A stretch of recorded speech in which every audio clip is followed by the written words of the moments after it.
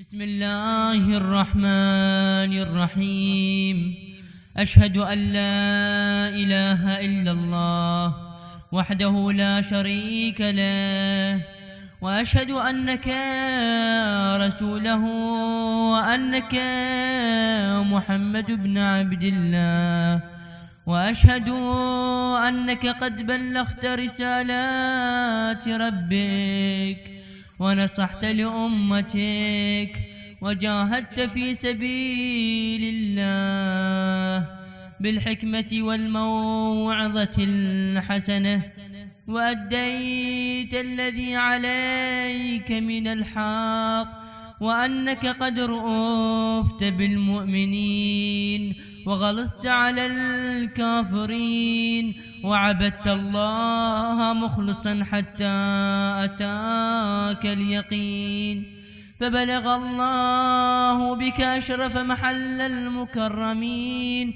الحمد لله الذي استنقذنا بك من الشرك والضلال.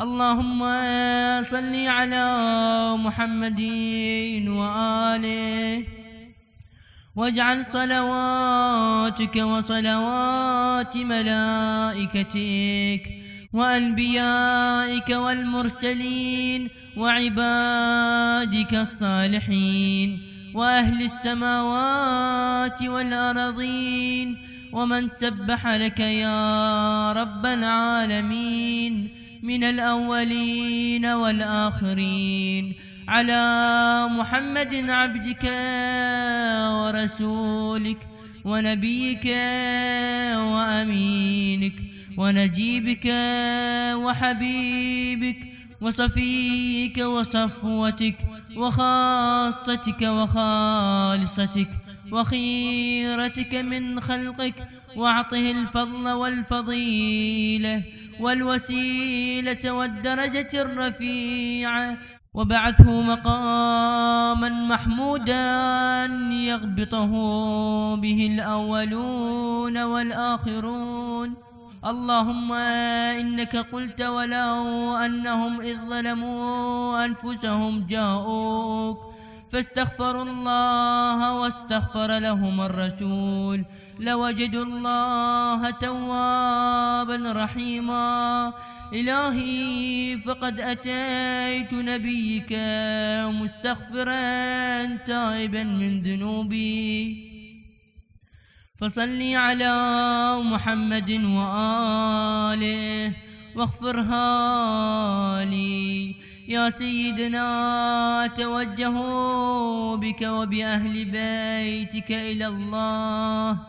إلى الله تعالى ربك وربي ليغفر لي.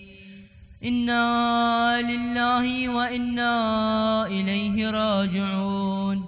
أصبنا بك يا حبيب قلوبنا، فما أعظم المصيبة بك حيث انقطع عنا الوحي وحيث فقدناك، فإنا لله وإنا إليه راجعون.